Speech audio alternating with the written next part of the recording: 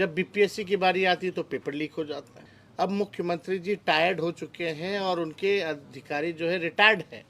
10 लाख नौकरी देंगे तो माननीय मुख्यमंत्री जी कहते थे असंभव है, कहाँ से लाएगा पैसे, अपने बाप के पास से लाएगा। पेपर लीक क्यों हो रहा है में कि 2500 रुपये जो है सीधे माताएं बहनों के खाते में जाएगा। स्मार्ट मीटर जो है, लोग इससे बिजली के बिल से लोग परेशान हैं। इसके लिए हम लोगों ने बोला 200 यूनिट फ्री में बिजली हम लोग जो है बिहार के लोगों को देंगे। जो वृद्धा पेंशन है, सामाजिक सुरक्षा पेंशन है, झारखंड में जो है 1000 रुपये है, यहाँ 400 रुपये मिलता है। इसलिए हम लोगों ने तय किया कि इसको 400 से बढ़ा करके 1500 रुपये हम लोग करेंगे।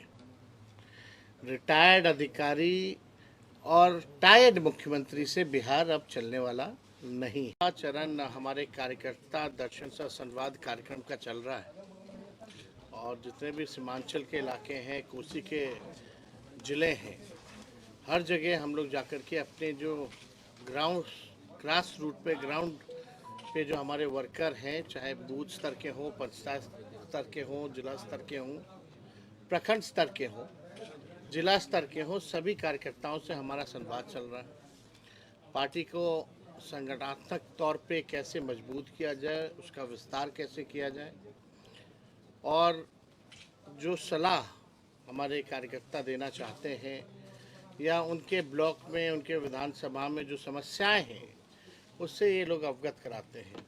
इसी क्रम में जो फीडबैक के अनुसार हम लोगों ने जो है घोषणा भी की है, क्योंकि लोग भी जानना चाहते हैं कि क्या विजन है, क्या रोड मैप है। अगर आपको मौका मिलेगा तो लोग इच्छुक रहते हैं जानने के लिए। तो इसी के फीडबैक के क्रम में हम लोगों ने कई घोषणाएं भी की हैं, जिसमें कि माई बहन मान योजना की घोषणा हुई है, जिसमें कि 2500 रुपये जो है सीधे माताएं बहनों के खाते में जाएगा। सरकार बनते ही 1 महीने के भीतर इस योजना की शुरुआत कर दी जाएगी। इसी क्रम में पता चला कि स्मार्ट मीटर जो है, लोग इससे बिजली के बिल से लोग परेशान हैं। इसके लिए हम लोगों ने बोला 200 यूनिट फ्री में बिजली हम लोग जो है बिहार के लोगों को देंगे। जो वृद्धा पेंशन है, सामाजिक सुरक्षा पेंशन है, झारखंड में जो है 1000 रुपये है, यहाँ 400 रुपये मिलता है। इसलिए हम लोगों ने तय किया कि इसको 400 से बढ़ा करके 1500 रुपये हम लोग करेंगे और जो जो फीडबैक मिलता जा रहा है उसको हम लोग लेते जा रहे हैं और अलग अलग क्षेत्रों की अलग अलग समस्या हैं, उससे अवगत हो रहे हैं। उसी हिसाब से बिहार को आगे बढ़ाने में, अव्वल राज्य कैसे बने, हम लोग नए सोच के हैं, नए विजन के लोग हैं। आप लोगों ने देखा होगा 20 में भी हम कहते थे 10 लाख नौकरी हम देंगे। जब उप मुख्यमंत्री बने, 17 महीने जब हमारी सरकार बनी, तो हम लोगों ने 17 महीने में 5 लाख लोगों को सरकारी नौकरी दिया और 3 लाख नौकरी प्रक्रियाधीन कराई। आप देखिएगा 9 अगस्त 2022 को हमारी सरकार बनी थी और ठीक 15 अगस्त 22 में ही माननीय मुख्यमंत्री जी से हमने घोषणा कराई थी 20 लाख की। अगर वो आप भाषण सुने गांधी मैदान में जो मुख्यमंत्री जी ने दिया था, लेकिन जब 20 में हम कहते थे 10 लाख नौकरी देंगे तो माननीय मुख्यमंत्री जी कहते थे असंभव है, कहाँ से लाएगा पैसे, अपने बाप के पास से लाएगा। तो असंभव को भी हम लोगों ने संभव करके दिखाने का काम किया। आज लगभग जो है बीजेपी के जो नई सरकार बनी है एनडीए की, 11 लगभग 1 साल होने जा रहा है। जो हमने 3.5 लाख जो नौकरी जो प्रक्रियाधीन कराई थी, 5 लाख तो दिया, उसमें अब तक जो है किसको कितना नौकरी मिला ये बताएं नीतीश कुमार जी। जब बीपीएससी की बारी आती है तो पेपर लीक हो जाता है, लोग परेशान है, परीक्षा को रद्द करना पड़ता है, कोई नौकरी नहीं मिल रहा। लेकिन जब हम लोग थे 17 महीने तो कोई भी पेपर लीक नहीं हो पाया, ये सच्चाई है। और आप देखिएगा उस 20 लाख का वादा कब पूरा करेंगे ये। हम तो कहना चाहते हैं कि मुख्यमंत्री जी को खुल कर के आकर के बताना चाहिए कि आखिर क्यों नहीं कर पा रहे हैं, पेपर लीक क्यों हो रहा है। तो हम इतना ज़रूर कहेंगे कि हमारे पास विजन है, रोड मैप है, काम करने का तरीका हमें पता है। अब मुख्यमंत्री जी टायर्ड हो चुके हैं और उनके अधिकारी जो है रिटायर्ड हैं। रिटायर्ड अधिकारी और टायर्ड मुख्यमंत्री से बिहार अब चलने वाला नहीं है। तेजस्वी आगे आगे रहेगा और मुख्यमंत्री जो है उसी के नकल करते करते पीछे पीछे उसी काम को गिनवाने का काम करेंगे, जो कि खुद कहते थे पहले असंभव है, उसको हम लोगों ने संभव करके दिखाने का काम किया। वही नियोजित शिक्षक से हमने वादा किया था जब भी सरकार में आएंगे तो 4.5 लाख जो नियोजित शिक्षक हैं उनको राजकीय कर्मी का दर्जा देंगे। हम लोगों ने वो भी दिया, राजकर्मी का दर्जा दिया। तालमी मरकज हो, विकास मित्र टोला सेवक, स्वयं सहायता समूह, आंगनबाड़ी, आशा, सबके मानदेय को भी हम लोगों ने बढ़ाया। जाति आधारित गणना भी कराई। हम लोगों ने आरक्षण की सीमा को भी 65% जो है बढ़ाने का काम किया।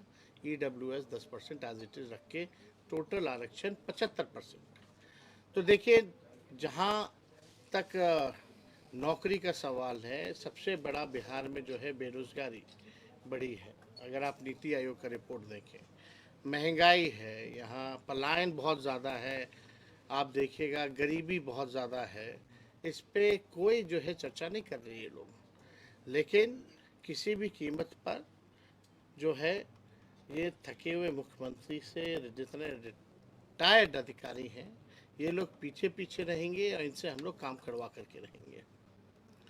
दूसरी बात, आप देखे होंगे कि अमित शाह जी ने कल जो है बाबा साहब अम्बेडकर को लेकर के जो राज्यसभा में, पार्लियामेंट में उन्होंने बोला, इसकी हम घोर निंदा करते हैं। पहले यही भाजपा के लोग, आरएसएस के लोग गांधी जी को गाली देते थे, कर्पूरी जी को गाली देते थे, अब नेहरू जी को गाली दे रहे हैं और अब अंबेडकर जी को गाली देने का काम कर रहे हैं। इन आरएसएस और भाजपा के पास कोई महापुरुष तो है नहीं, आज़ादी में इनका कोई योगदान तो रहा नहीं, केवल नफरत फैलाना, भाई को भाई से लड़ाना, यही काम में लगे रहते हैं लोग। अब चाहते हैं जो महापुरुष हैं उनके नाम को जो है बदनाम किया जाए। तो इसका हम लोग कड़ा विरोध हम लोग जो है पूरी तरीके से करते हैं। बाबा साहब अम्बेडकर हम लोगों के फैशन भी है, पैशन भी है, मोटिवेशन भी है, बाबा साहब अम्बेडकर। तो किसी भी कीमत पर बाबा साहब अम्बेडकर का हम लोग जो है अपमान जो है झेलने वाले नहीं हैं। और हम सब लोग मिलकर के जो है, कल भी हमने ट्वीट करके अपने बात को जो है सभी के सामने जो है हम लोगों ने रखा है।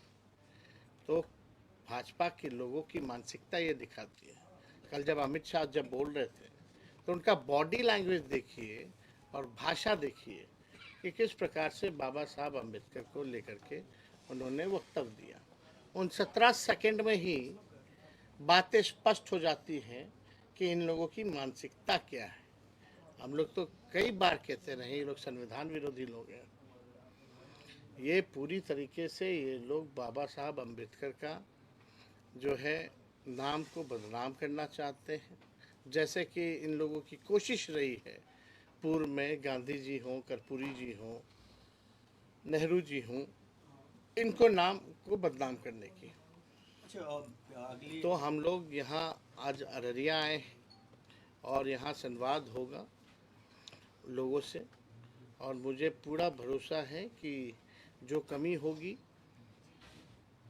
संगठन को कैसे आगे बढ़ाना है, जो भी कमी होगी उसकी हम लोग भरपाई करेंगे, कमी को दूर करेंगे और एक मजबूत संगठन के रूप में हम लोग जो है बिहार में जो भी चुनौतियां हैं फिरका प्रस्त शक्तियों के आगे, उसको हम लोग करारा जवाब देने में कामयाब ही नहीं होंगे बल्कि सत्ता से भी बेदखल करेंगे। और कुछ सवाल? जी सवाल ये था कि आप जो है अभी मजबूत तौर पे बिहार में विपक्ष में है, लेकिन जब आप 5 साल के लिए सत्ता में आएंगे तो आपको आपका इंडस्ट्री को लेकर क्या रोड मैप है? देखिए, इंडस्ट्री को लेकर तो आपको तो पता ही, जब 17 महीने हम लोग उप मुख्यमंत्री रहे, इंडस्ट्री डिपार्टमेंट भी हमारे ही समीर महासेठ मंत्री थे आरजेडी से। 50,000 करोड़ का हम लोगों ने निवेशकों को बुला करके MOU साइन कराया, जो बिहार में पहले ऐसा कभी नहीं था। उसके बाद ठीक चाचा जो हैं वो पलट गए। तो हम लोग तो हर एक जोर पे कोशिश किए। आप देखिएगा आईटी डिपार्टमेंट हमारे पास था, आईटी पॉलिसी हम लोगों ने बनाया। स्पोर्ट्स डिपार्टमेंट हम लोगों के पास था, स्पोर्ट्स पॉलिसी हम लोगों ने बनाया। आप देखिएगा टूरिज़्म मेरे पास ही था, टूरिज़्म पॉलिसी हम लोगों ने बनाया। 20 साल से इन लोगों को पता ही नहीं था कि नौकरी भी देना है, पॉलिसीज़ भी बनानी है।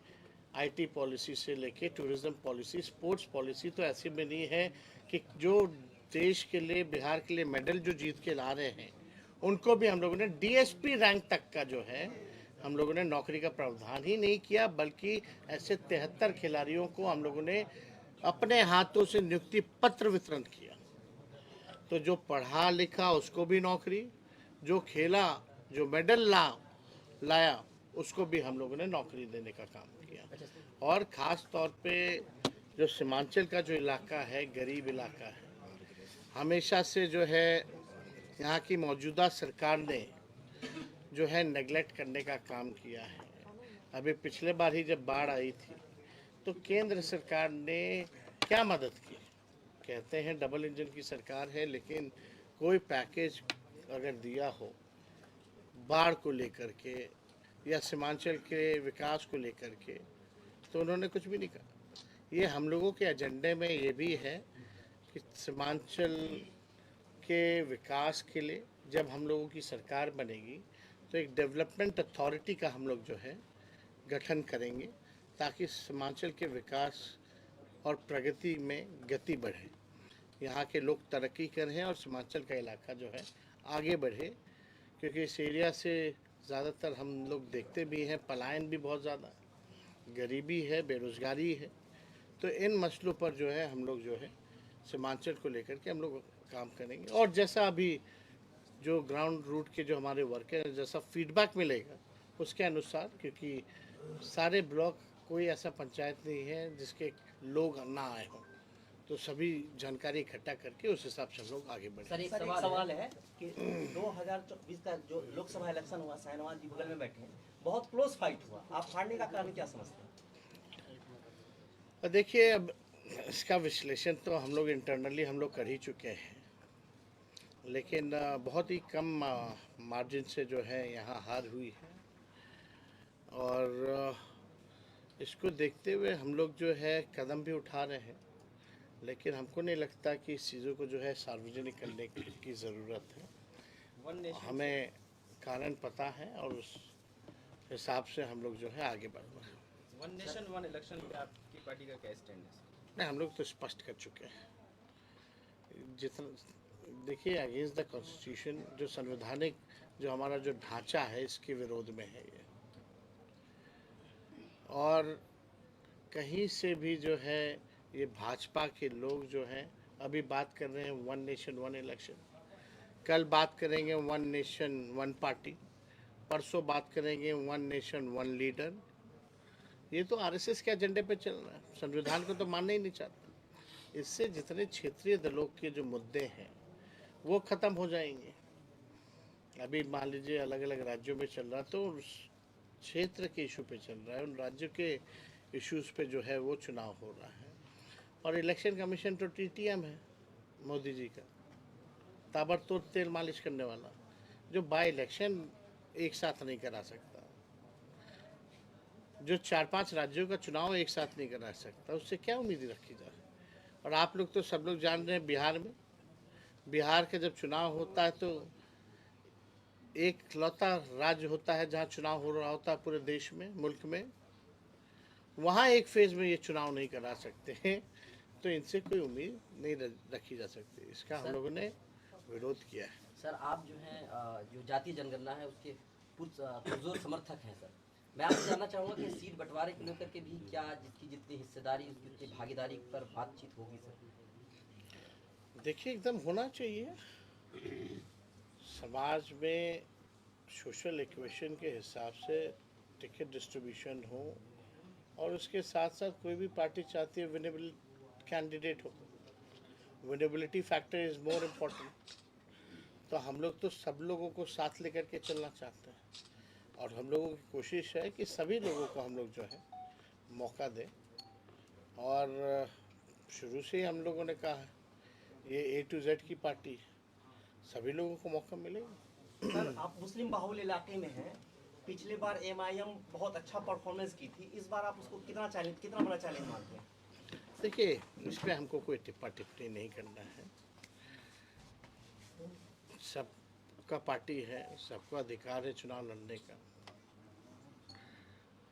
इस बार किसी भी न किसी कीमत पे राष्ट्रीय जनता दल महागठबंधन इंडिया अलायंस जो है सरकार बनाएगी। सर नीतीश कुमार प्रगति यात्रा पर निकल रहे हैं। ये प्रगति यात्रा नहीं है, ये भाई अलविदा यात्रा है।